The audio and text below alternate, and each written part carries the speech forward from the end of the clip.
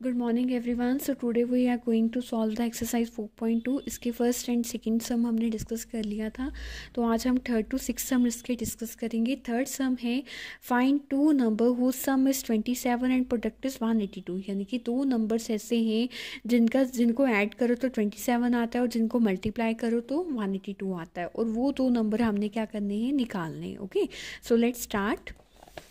तो देखो बच्चा, हम मान लेते हैं जिसको हमने निकालना है, हमने मान लिया कि वो नंबर क्या है, x है, और जो दूसरा नंबर होगा तो उसको हम लिख देंगे 27 माइनस एक्स। 27 माइनस एक्स क्यों लिखा?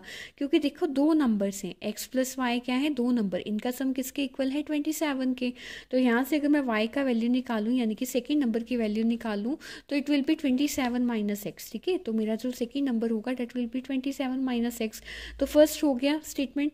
अब सेकेंड उसने बोला था कि इनका जो प्रोडक्ट है that is equal to 182। Okay, तो x इंटू 27 माइनस एक्स करेंगे, किसके इक्वल आएगा, 182 के। तो इसको सॉल्व करेंगे, x को 27 के साथ किया 27x, x को x के साथ किया माइनस एक्स स्क्वायर। ओके, उसके बाद 182 as it is. Next time हम 182 को लेफ्ट साइड पे ले जाएंगे, तो ये कितना रह जाएगा, minus x square plus 27x minus 182 is equal to 0। Okay, तो अब ये माइनस साइन को यहाँ से रिमूव करते हैं तो इस इक्वेशन के पूरे साइन चेंज हो जाएंगे। So it will become x square minus 27x plus 182 is equal to 0। Okay, तो ये बच्चा हमारे पास यहाँ पे क्या बन गई, क्वाड्रेटिक इक्वेशन बन गई। ठीक है, तो इस क्वाड्रेटिक इक्वेशन में a का वैल्यू क्या है 1, b का वैल्यू क्या है -12, c का वैल्यू क्या है 182।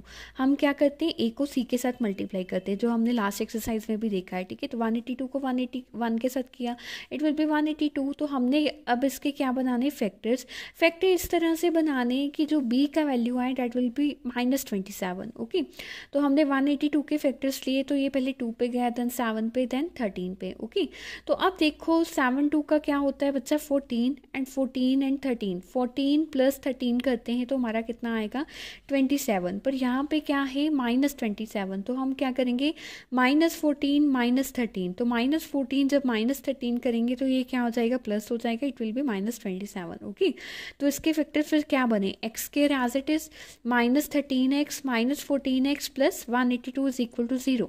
अब इन दोनों में से हम x बाहर निकाल लेंगे, अंदर क्या रह गया, x -13, और यहाँ से हमने 14 बाहर निकाल लिया, अंदर क्या रह गया, x -13। ठीक है, तो एक हमारा फैक्टर बना x -13, एक हमारा बना x -14। तो यहाँ पे x का वैल्यू क्या आया 13, यहाँ से x का वैल्यू क्या आया 14। ठीक है, तो देखो अगर हम मान लेते हैं कि हमारा फर्स्ट नंबर क्या है 13 है, तो सेकेंड नंबर क्या होगा 27 माइनस 13 कर दो, यहाँ पे कितना आ जाएगा 14।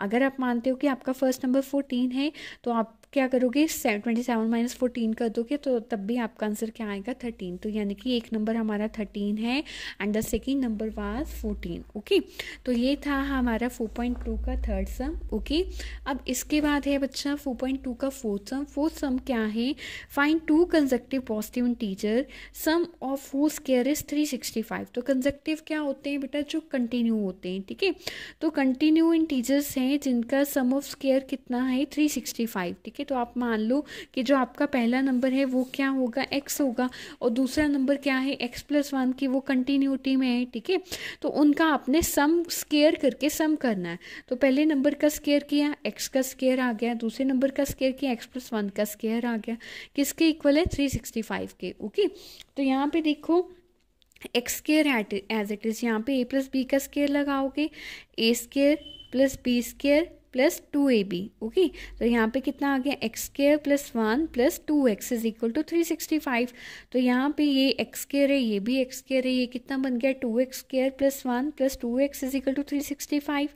365 को आप ले जाओ लेफ्ट हैंड साइड पे, 365 1 में से 365 गए -364। ओके, तो अब देखो ये सारी की सारी जो इक्वेशन है ये किसके साथ डिविजिबल है, ये 2 के साथ डिविजिबल है। ओके, तो 2 एज इट इज़, 2 बाहर निकाल लेंगे, अंदर क्या रह गया हमारा x square plus x minus 182।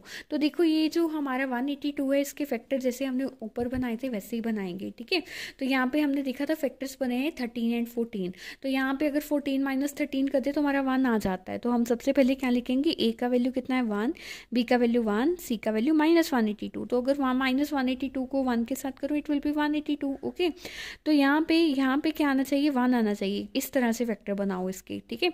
तो 7 2 का 14, यहाँ पे 13, तो 14 - 13 कितना होता है बच्चा, 1 होता है। तो मैं यहाँ पे क्या लिखूंगी, +14 - 13, ठीक है। तो यहाँ पे फैक्टर्स आ गए x² + 14x - 13x - 182। ओके, तो इन दोनों टर्म्स में से x कॉमन निकालो, अंदर क्या रह गया x + 14, यहाँ से 13 कॉमन निकालो, अंदर क्या आ जाएगा x + 14, क्योंकि जब 13 को 14 के साथ करेंगे तो वो कितना आएगा 182, ठीक है। तो हमारे यहाँ से दो फैक्टर बने, one is x + 14, second one is x - 13। Okay, तो यहाँ पे x का वैल्यू कितना आ जाएगा -14 और यहाँ पे x का वैल्यू कितना आ जाएगा 13। यानी कि आप नेगेटिव वैल्यू नहीं लोगे, आप पॉजिटिव वैल्यू लोगे। यानी कि आपका जो फर्स्ट इंटीजर था दैट विल बी 13 और नेक्स्ट इंटीजर क्या होगा 13 + 1 कर दो, यहाँ पे कितना आ जाएगा 14 आ जाएगा, ठीक है। तो ये आपका थर्ड सम था और ये आपका फोर्थ सम था। ओके, उसके बाद बच्चा जो हमारा नेक्स्ट सम है that is the fifth some. Okay, तो फिफ्थ सम का स्टेटमेंट हम एक बार चेक करते हैं। जो फिफ्थ सम का स्टेटमेंट है बेटा हमारे पास that is the altitude of a right triangle is 7 centimetre less than its base. यानी कि उन्होंने बोला जो अल्टीट्यूड है वो 7 सेंटीमीटर क्या है, कम है। तो मान लो किससे कम है, बेस से। तो मान लो अगर बेस x होगा तो हमारा जो अल्टीट्यूड होगा वो क्या होगा, x - 7 होगा, ठीक है।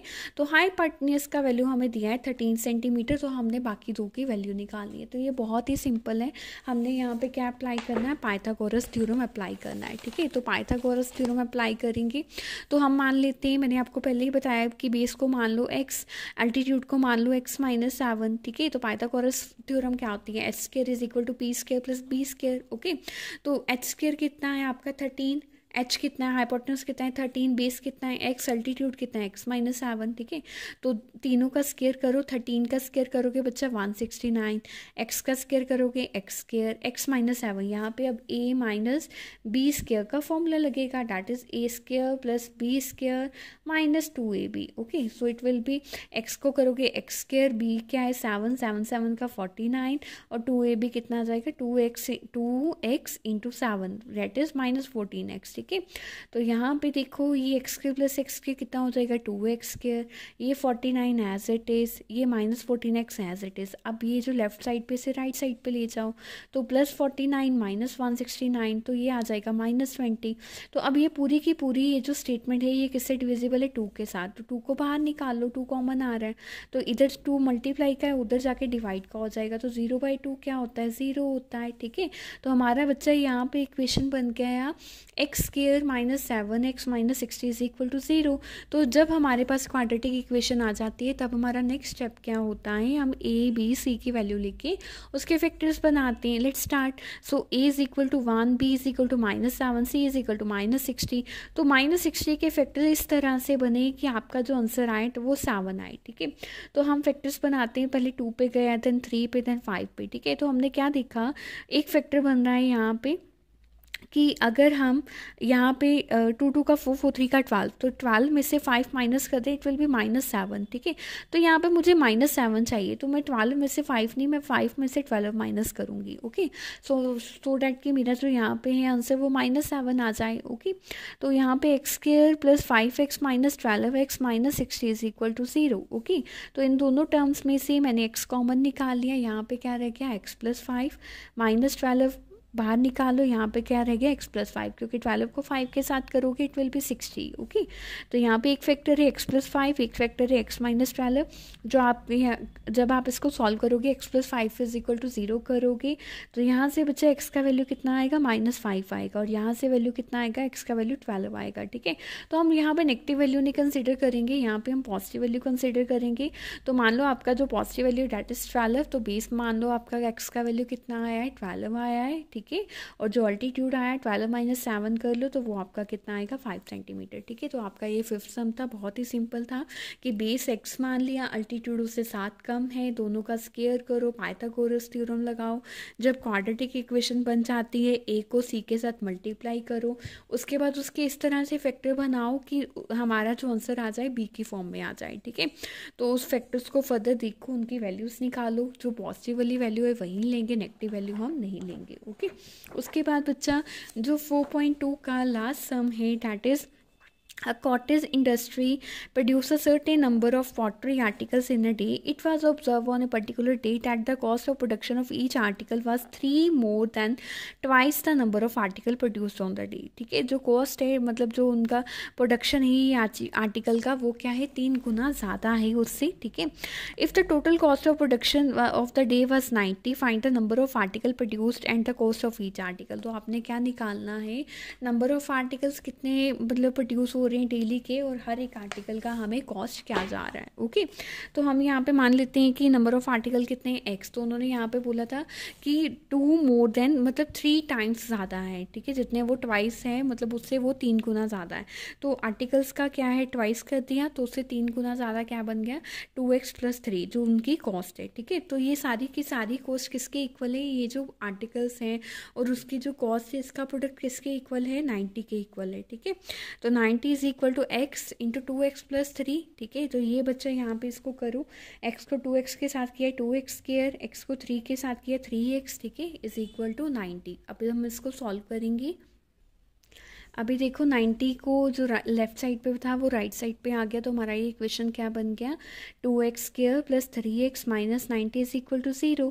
तो a का वैल्यू क्या है यहाँ पे 2 है, b का वैल्यू क्या है यहाँ पे 3 है, c का वैल्यू क्या है -90.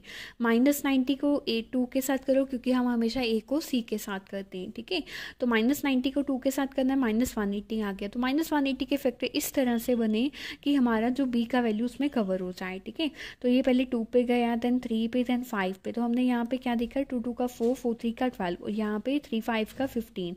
तो अगर मैं 15 - 12 करती हूँ तो ये हमारा आंसर कितना आ जाएगा 3 आ जाएगा. ठीक है, तो हम कैसे लिखेंगे, हम लिखेंगे 2x² + 15x - 12x - 90 is equal to 0. Okay, तो यहाँ पे हम पहले इसमें से 2x² + 15x में से अपनी टर्म्स को कॉमन निकालेंगे. ठीक है, तो ये हमारा कॉमन क्या निकला x निकला क्योंकि इन दोनों में 2 के टेबल पे 15 नहीं आता है तो हम 2 को बाहर नहीं निकाल सकते. तो हमारा यहाँ पे क्या आ जाएगा 2x + 15 और यहाँ से हमने 6 को बाहर निकाला क्योंकि 6 2 का 12 एंड 6 15 का 19. ओके, तो यहाँ पे एक फैक्टर हमारा आया 2x + 15, दूसरा फैक्टर आया हमारा x - 6. तो दोनों को 0 के इक्वल इक्वेट कर दो. यहाँ पे एक जगह x - 6 इज इक्वल टू 0 को करोगे तो x का वैल्यू आएगा 6 क्योंकि लेफ्ट साइड पे 6 - 6 है और राइट साइड पे जाके ये +6 हो जाएगा. ठीक है, सिमिलरली 2x + 15 लेफ्ट साइड पे +15 है उधर जाके -15 और x का वैल्यू निकालोगे तो ये इधर मल्टीप्लाई में उधर जाके डिवाइड हो जाएगा. सो x का वैल्यू क्या आ जाएगा -15/2. तो एक वैल्यू आपका पॉजिटिव आया है, एक वैल्यू आपका नेगेटिव आया है. तो अगेन हम नेगेटिव वैल्यू नहीं कंसिडर करेंगे, हम पॉजिटिव वैल्यू कंसिडर करेंगे. तो हम मान लेते हैं कि नंबर ऑफ आर्टिकल कितने प्रोड्यूस हो रहे हैं 6 प्रोड्यूस हो रहे हैं. तो उनका कॉस्ट का फॉर्मूला क्या था that will be 2x + 3. Okay, तो x का वैल्यू पुट करो, x का वैल्यू आया 6, 2 6 का 12 एंड +3 करो डैट विल बी 15. ओके, तो यानी कि एक आर्टिकल का जो कॉस्ट पड़ रहा है that is 15. So this is all about our exercise 4.2. Okay.